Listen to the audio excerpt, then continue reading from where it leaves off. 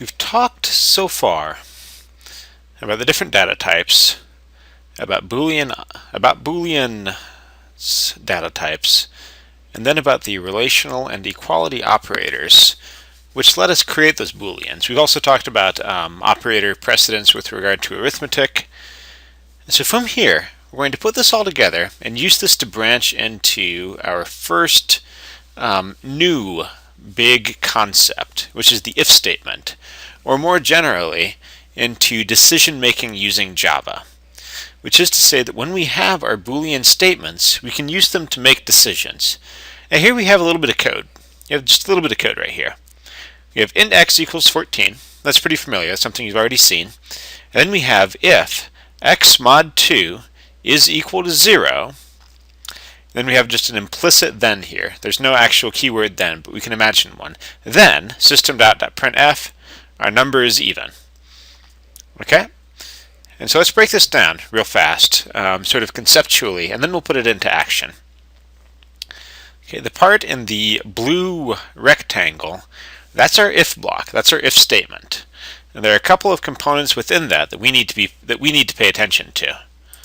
The first component is sort of the if block header, which is to say it starts with the keyword if, then you've got some parentheses, and inside those parentheses you have some expression, which might or might not be arithmetic. We also might use methods, which we'll talk about here in about a month, that ultimately produces either a true or false value.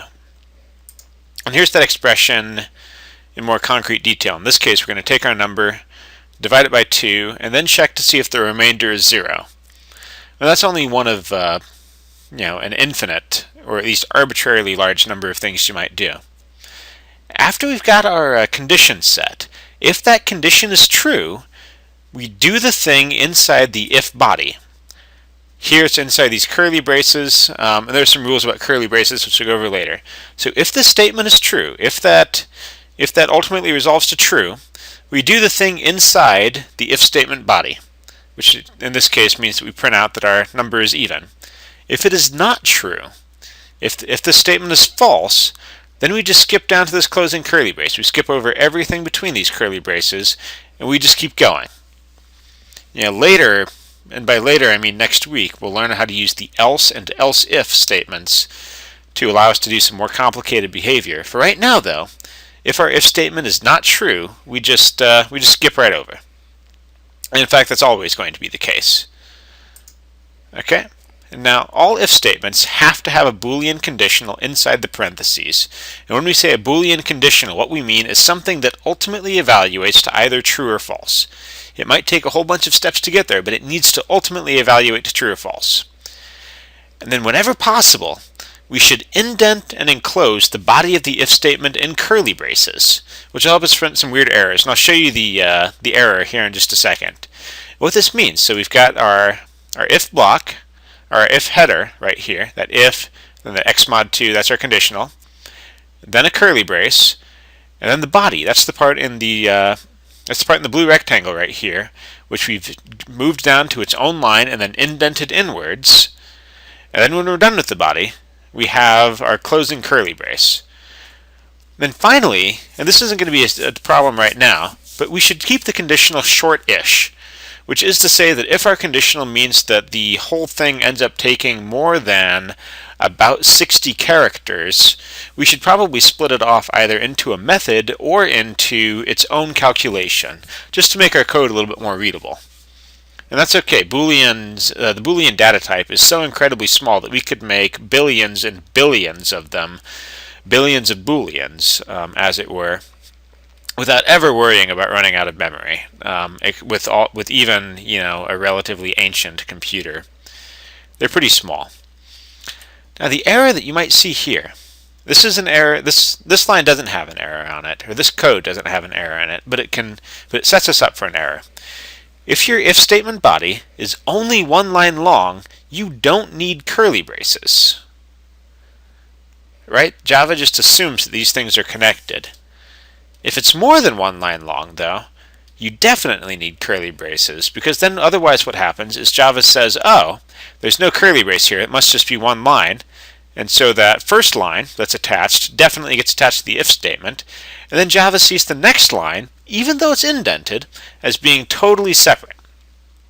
And this is an error that is remarkably easy to fix, though it's sometimes difficult to find if you're not being really careful about how you program. And the way that we fix it is by making sure that we've always got curly braces, like so. So with this, let's take a look at some code. I've got the skeleton of a program up. In this case, what we're going to do is we're just going to get a number from the user.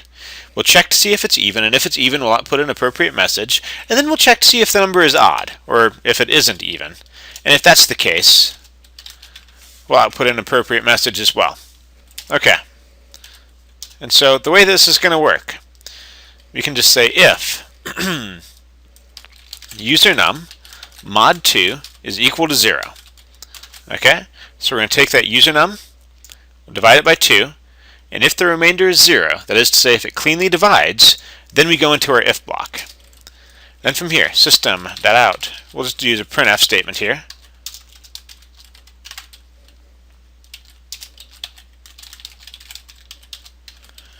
And then, just that we can set ourselves up to see an error that we might get. We'll set up also a second line.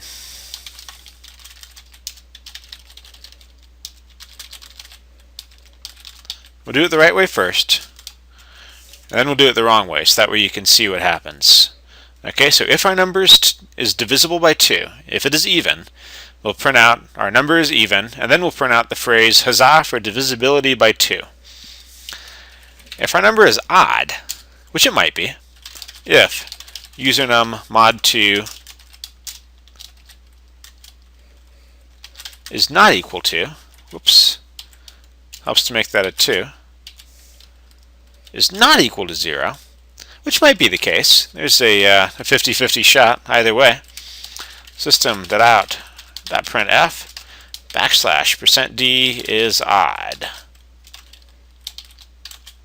Usernum. Then system.out.println huzzah for oddness. Let me close out our program.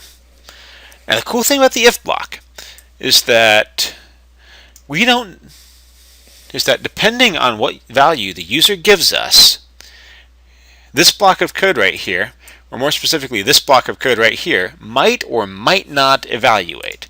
We're always going to do this evaluation, and we're always going to do this evaluation, but the stuff between these curly braces might or might not print, which is to say that we are giving Java instructions for figuring out whether or not to do certain things. Now right now, I mean, figuring out if a number is even isn't too bad. That's a thing that a well-trained 7-year-old can figure out pretty easily. But figuring out, say, if a user has submitted a valid application for something, say for a job, if all their information is correct, that's going to be a little more complicated. But in that case too, we use if statements, which is kind of exciting. Alright, so we're going to save and quit, so that way you can see what it looks like.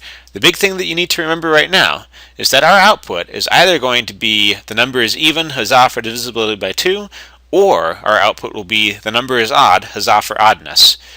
There is no way, there's absolutely no way for both of these outputs to appear to the screen unless we were to change our program, which we aren't going to. Right now it is correct. Okay, so save.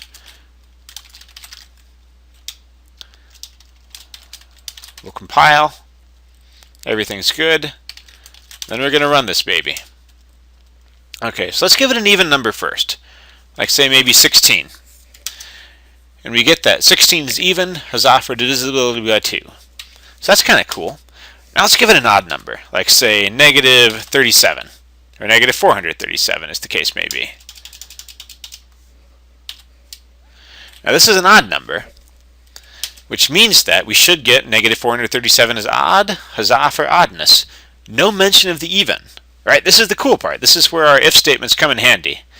Now I want to show you real fast that obnoxious error that I was mentioning earlier.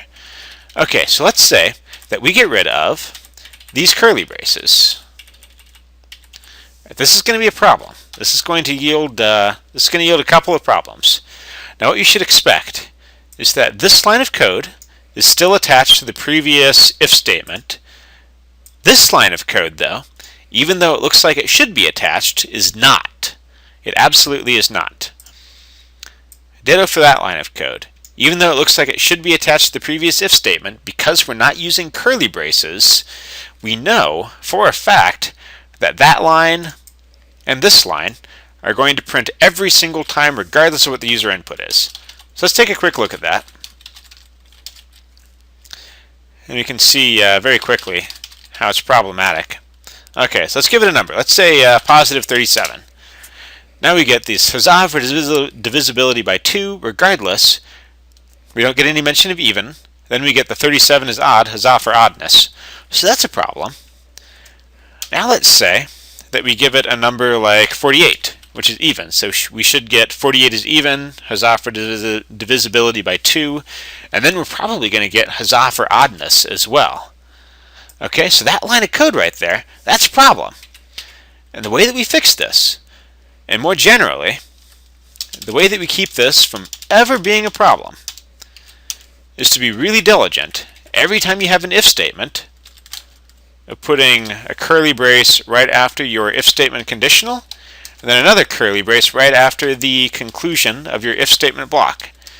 By putting curly braces here, what we're doing is we're taking everything between these curly braces and we're associating it with the if statement. Ditto down here, we're taking everything between these curly braces and we're associating it with the accompanying if statement. Okay, now that's good news for us because it means that we can more finely control what our program does. And what this means still is that either this block of stuff is going to execute or that block of stuff is going to execute, and it all depends on the number that the user gives. It all depends on the number that we give it. And this is pretty exciting. Alright, so we're going to roll out, we're going to stop here in just a second. Next week, next Tuesday, we'll talk about decision making with the else keyword as well as the else if keyword for multiple decisions. And that'll let us simplify our if blocks quite a bit and also make things much fancier. We're also going to talk about the logical operators, which will let us chain conditions together. And we'll also talk about nested if statements, which let us basically put an if statement inside an if statement inside an if statement and so on, which means that we can have some pretty complicated logic going on. So for next Thursday, so for your lecture on this Thursday, you should make sure that you've read all the way through the end of Chapter 2 of your textbook. For next week Tuesday, that's Tuesday the 28th, I believe, you'll want to make sure that you've read all the way through section 3.4, 3.5 of your textbook. We're going to finish up with a quick review of the primitives. By the end of the semester, we'll have talked about all of these. The ones in blue are the ones that we've talked about so far. And so we've definitely learned how to use integers, which is the int type. We've also learned how to use booleans, which are the boolean type. And these are 2 of the 4 default types. And you might be thinking to yourself, hey, wait a second, where are the strings? And the basic answer there is that strings are objects rather than primitives, even though sometimes they act like primitives, which means that we treat them differently. Because they're objects, strings are able to do things. And we'll learn more about that in March and maybe a little bit of April, about how to make your strings do things. Alright, for next time, I'll have you read chapters 3.1 through 3.6 of the Didal text, and I'll also have you do the suggested practice exercises for chapter 2. And you can find a sheet of recommended practice exercises up on Blackboard under the course materials /review section. Thank you.